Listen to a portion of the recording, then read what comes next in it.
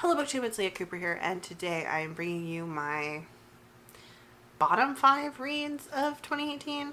I'll be posting my top 5 reads later on today. It's not even just that these are the worst things I read this year, it's a combination of the worst and the most disappointing. So we'll start with, and I'm going to work my way towards my most disappointing and also the worst thing I read this year. So we'll start with number 5, and that was a DNF. And that's The Princess Theory by Alyssa Cole. And I know. A lot of people like Alyssa Cole. A lot of people like this book. And I am putting it on this list because not only is it a DNF, like I got like 100 pages into this. I had to request it from the library, I think twice. And I was having to force myself to read it. And I had a reading slump for most of this year. And I just got to the point where I was like, you know what? There's too many things I don't like. And life's too short. So I DNF'd it. And it's that disappointment when I feel like this book should have been a hit for me. This really should have been a match. I was reading it when I was like really on a romance kick. Because I was trying to read stuff that was, I don't want to say easy to get through, but kind of easy to get through and fun and uplifting. And something I love modern day royalty romance tropes. I've never read one in an actual romance novel, but it is a trope that appears in fan fiction a lot. And I am trash for this trope. Like, I love it. Even a little bit of contemporary arranged marriage for politics, there for that.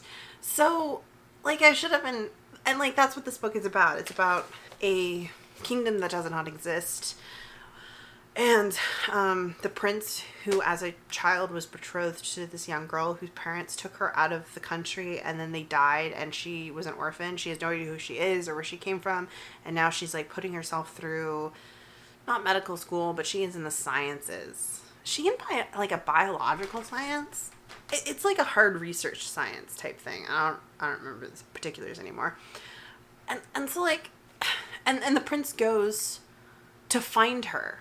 But oh boy, as much as like that, the whole contemporary royalty thing is a trope for me, there were so many other tropes in this that are big, either red flags or just nopes for me. One of them being, not like other girls, and kind of a protagonist who's really has a lot of internalized misogyny, kind of, which is what I got from, how I felt about this protagonist. Like, she was very disdainful of traditionally femme type attitudes. She had this friend who, I liked her friend, who I can't remember her name, but like her friend was the most interesting character in the first 100 pages I read. Maybe there's a like a spin-off novella or something about the friend that I could read. Let me know if you know. So her friend like enjoys fashion, likes partying, likes drinking and having a good time. She's also not in the sciences. I want to say she was in like communications or journalism or something like soft social studies, humanities type thing. And I'm using that because like I felt as though the protagonist was disdainful of her friend's intelligence, disdainful of the fact that she liked fashion and partying and fucking men. So there was like kind of some slut shaming in there. And then like her friend was really supportive of her. Her friend like would check in on her, make sure she was okay, and she was in her head shit talking her friend. And I was like, why are you even friends with this person? So I really didn't like that. I just, and it was all kind of couched in like, she was too smart. And I just, it was disdainful. I didn't like it. Then there was a romantic interest who was like kind of a macho alpha male, hid his identity, moved into, he pays off her neighbor and sends her neighbor on vacation so that he can move into her neighbor's apartment. He knows who she is. She doesn't know who he is. Because he wants to, like, stalk her more easily. And it was creepy and controlling. And he, like, his internal thoughts were, like, creepy and controlling. No, it was just icky for me to read, so I DNF'd it. And I know a lot of people love it, but I've already talked about this too long. It wasn't for me. Number 4 on this list is going to be The Bone Season by Samantha Shannon. Oh, I do have this. My kind of dusty copy. Here we go. Here it is. This appears on one of like the 3 book hauls I've filmed on this channel. I bought it very early on in my channel's existence on the recommendation of a booktuber who I no longer watch because I realized that I don't trust their recommendations. And it's not actually because of this book. It's more like I think this happens to a lot of, especially adult or older, and I'm 29, so I'm categorizing myself as older. Yes, I know. Booktubers, we start watching BookTube. A lot of the people on BookTube who are very, very popular, who come up in the YouTube algorithms, are quite young, and they read YA, and there's nothing wrong with either of those things, but they're not always as critical of books as I am. Some of them are. Some of them are really good critical readers. Some of them just kind of seem to enjoy everything they read. Some of them do a lot of paid promotions, and I'm not going to cast any aspersions that they're lying, but I don't know. Like, they could just be wrapped up in the enthusiasm of working with, publishers and authors and stuff like that.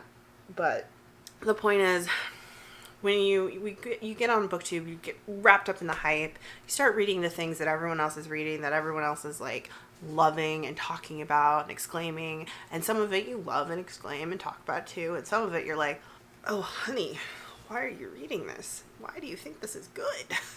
So this book is not that bad. This book is not Sarah J. Maas, who, if you've been around these parts, I do not like. This book is not quite as bad as Cassandra Clare's original trilogy. I will say that I have not read Cassandra Clare's recent work, but her original Shadowhunters trilogy I have read in its entirety, like the first 3 books. It is pretty bad. Like, it's bad. It's not quite that bad, but oh my god, it's fucking boring as shit. I talked about this in a wrap-up. I talked about it in a little bit more length in a wrap-up. This is long, bloated, mediocre. It was sold to me as being complex and intelligent. And I'm just like, really? Is it though? There's one thing in here that like really gripes the crap out of me, and it's the way certain sections of, I think this takes place in London. Yeah, London. Certain sections of London are called they use Roman numerals and also like standard numerals, like 1s, 2s, 3s, but also, I, 2, 3, 4, etc. And so the thing about it is you'd say 1V as 4, and you'd say 4 as 4. And so the fact that there's no verbal differentiation means that those being different things in this reality, that people can tell that you're talking about 4 or 1V, means that they didn't think about that this was being consumed in a written medium. So visual indicators mean something to the reader that they don't mean when they're just spoken. Does that make sense? Like, it's just kind of like one of those things where you're just like, did you really, you didn't really think about this, did you? And it just bugged me the entire book. But on top of that, the plot's real slow, and then it skips over all the interesting stuff that could have happened at the end to just be dramatic at the end. The characters were incredibly bland, mostly just kind of two-dimensional. The protagonist was really boring. It's very bloated. Like, a lot of nothing happens. I'm still grossed out by what I think is going to be the romance in this book. Ugh. No, it was a big miss. It's on my pile of get sold back to the bookstore. Moving on. I'm going to go with third book on this list is a disappointment, and that is Gil's All-Fright Diner by Aileen Martinez. I've read one other book by Aileen Martinez, and that is Monster, which is in storage, I think. And I've talked about Monster a few times before, and I like it. I like it a lot. I've reread it a couple times. I've always wanted to read another book by Aileen Martinez, and Gil's All-Fright Diner sounded fun. I listened to it on audiobook, hated it a lot. I gave it a 3-star on Goodreads. I think that's rounding up from like a 2.5 star. It's really more like a 2.5 star. And the reason this was so disappointing is it's not particularly funny. Monster's hilarious. So it's not particularly funny. I don't like the characters. I think they're both gross. There's a lot of gross fat shaming in this of one of the secondary characters. There's a lot of like weird, gross, old male gaze at teenage girls in this. While the setup is still really good and interesting about a diner that's like at a confluence of mystical energies that was created to summon an old god, like rip open a portal to kind of like a Cthulhu-esque old god situation. Like that's all really good, but I didn't like the characters. I just like the characters so much. I'm talking about it and I'm like disliking it even more. I think I'm gonna have to update my Goodreads star rating, because 3 is definitely too generous for just how much disgust I have for the characters. Would not recommend. Number 2 on this list is another book I gave 3 stars, and that is After the Wedding by Courtney Milan. And this is on this list again because it's disappointing. And the writing, sentence by sentence, is fine, but I think the plot and the pacing are not great. So this is the sequel to...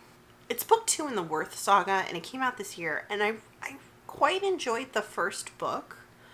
I don't remember if I gave it a 3 or 4 stars. But it's about this family of siblings whose father was convicted of treason and hanged, and their older brother was shipped off as punishment, indentured servant kind of thing. And then the oldest sister, who was set to be married to this man, took her youngest brother and her youngest sister with her, and they've been living very hand to mouth ever since.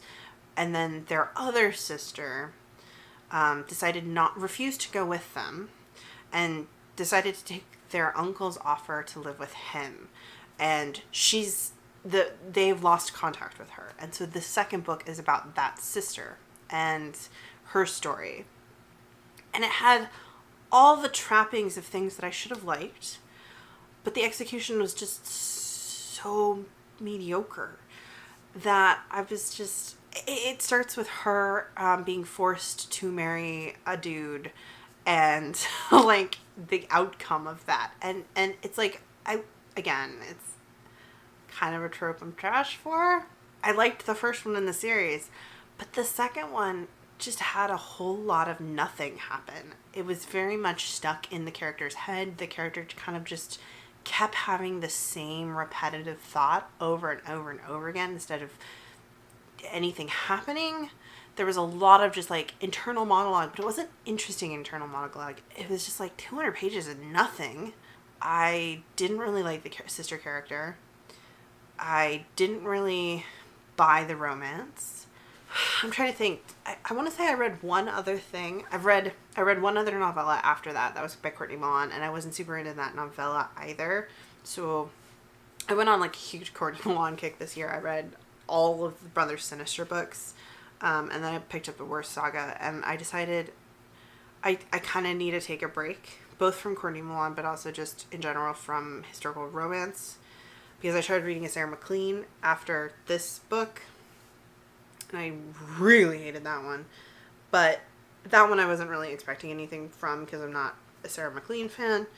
Whereas this book, yeah, I was expecting better from Courtney Milan, to be perfectly honest. Because, like, I like most of the Brothers Sinister series quite a lot. So, every author's going to have a hit or miss book. This one was a big miss. And, yeah, I'm going to take a break before I read any more romances, to be perfectly frank. That's fine. You know, I got a pile of fantasy books I gotta get through, so that's what I've been working on.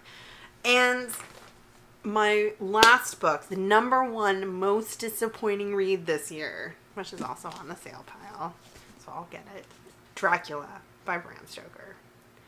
Oh man. So this is part of my unofficial reread childhood favorites series. It's not really a series, but it's a thing I'm doing because I don't like recommending books that I haven't read in 20 years. And I used to rec this as like a classic I loved because I loved it when I read it when I was like somewhere around 10 or 12. But oh boy, I gave this 1 star. I would have DNF'd it, but it was like I had to get to the end because I wanted to have a full understanding of just how much I hated this book. This is the only book I truly, well, I kind of hate read this book too. I won't lie. Mostly because I wanted to be able to say I had finished a book. Because I read this during the month that I kind of beat my reading slump of the year. But anyways, this is the other book I really hate read this year. It took me a month. I got sick in the middle of reading it. And it was torture. And I was just forcing myself to get through it. It's misogynistic. It's incredibly misogynistic. It's racist. It's boring. The plotting is recursive. Again, it's another one of those ones where the characters will have a conversation, and then they'll repeat the conversation, and then they'll repeat the same conversation again. And that's like, that happens for 300 fucking pages. So boring. So, another reason I wanted to reread this is I do have The Historian back there in that pile. And I do want to read it because I wanted to read The Historian since it came out. And it's a sequel to Dracula, so I was like, I gotta brush up first. I guess I'm glad I did because it broke me of my illusions that this is A, a good classic, and B, a classic I enjoy. So now, if you ever see an old video from me wrecking this, ignore it. Like, oh god. I just don't do this to yourself. Just don't do it. So yeah. Those are the books that were either the worst things I read this year or the most disappointing. It was more disappointing than things I absolutely hated, which last year I think I read a lot more books. So I have like a lot of really strong feelings about why I don't like those books versus this year it's just kind of like, you know, it was by an author who I like and it wasn't good. That's a lot more prevalent in the books that I gave like 2-3 stars this year. And I guess I'll take that, you know? Because, you know what? I'd rather just a book be like, than hate reading it. Because, like, man, too many books to be hate reading. One of these days I'll be better at DNFing. I'm a strong preacher of DNFing. But I don't always DNF. Sometimes I do. But I don't always. Like, I think I need to do it a little bit more consistently. Oh, like one of the reasons I don't always DNF is because I feel like to give a really thorough review, I need to read the book in its entirety. So if there's a book that I want to do like a really thorough breakdown of why I don't like it, I will force myself to read it all the way through. And that's more like a professional thing. I don't know if I should keep doing it or not. Anyways, let me know if you've read any of these books, what you thought about them, if you loved them, if you hated them, if you think I'm crazy. I don't know. I said probably some real inflammatory stuff here that may or may not get semi-edited. I don't know. Like I'm aware that I took a couple shots at YA fantasy in this video, but I mean that's what I do because I'm gonna be brutally honest about how I feel about books, especially ones that I force myself to read in their entirety so that I can make those informed opinions. I will have my top 5 reads up, like I said, as well as other stuff. I don't know. It's the end of the year. I honestly just want to go play Overwatch. Subscribe!